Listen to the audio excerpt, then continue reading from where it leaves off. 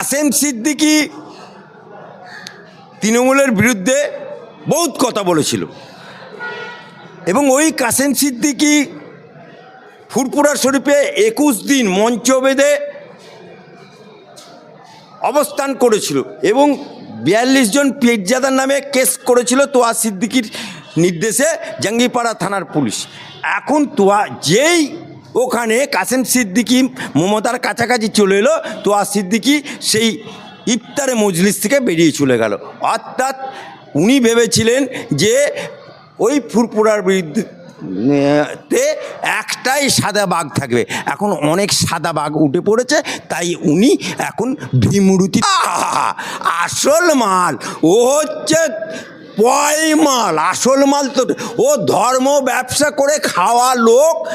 ও election এলে গরম গরম কথা বলবে, গরম গরম বাজার গরম করবে, যাতে ওকে তৃণমূল একটু পাত্তা দেয়, সেই কারণে বাজার গরম করছে।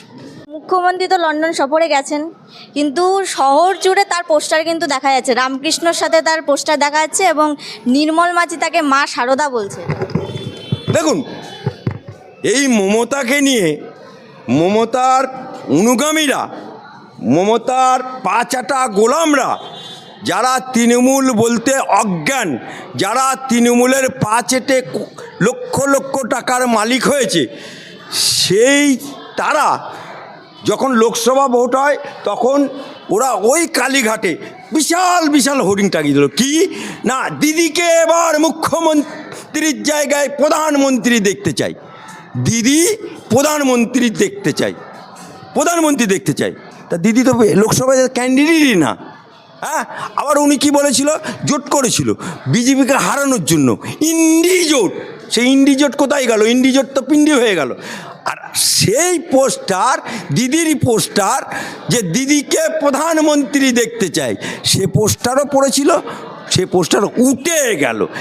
এখন যে পোস্টারগুলো যারা দিয়েছে, এটাও ইন্তেজার করুন, এ সির্ফ টেলার চল রहा है, পিকচার আবি বাকি হয়, এই পোস্টারও উঠে যাবে। আচ্ছা, তোহা সিদ্দিকী বলছেন যে 2026 সালে কে মুখ্যমন্ত্রী হবে, শুভেন্দু না মমতা, আমরাই বলে দেবো, আমরাই নাকি আসল মাল। আসল মাল ও হচ্ছে মাল, আসল মাল তো ও ধর্ম ব্যবসা করে খাওয়া লোক।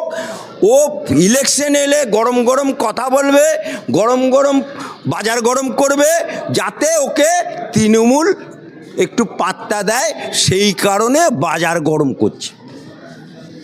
আচ্ছা, মুখ্যমন্ত্রী নওশাদকে যা বলবে তাই শুনতে হবে, না শুনলে ভাঙড়ে নওশাদের বিরুদ্ধে তৃণমূলে পীরজাদারে হয়ে লড়তে হবে, এমন মন্তব্য করছেন তোহা সিদ্দিকী। আপনারা কেন ওকে এই ফেল, যে লোকটা ফুরফুরা নামটা শুধু ওর পাশ থেকে সরিয়ে দাও। আচ্ছা, আপনি বলুন তো, ডাক্তারের ছেলে ডাক্তার হবে, উকিলের ছেলে উকিল হবে, তোমার পীরজাদার ছেলে পীরজাদা হবে? পীরের বংশ বলেই কি পীর হয়ে গেল নাকি? হ্যাঁ, কোন কোরআনে লেখা আছে, কোন হাদিসে লেখা আছে?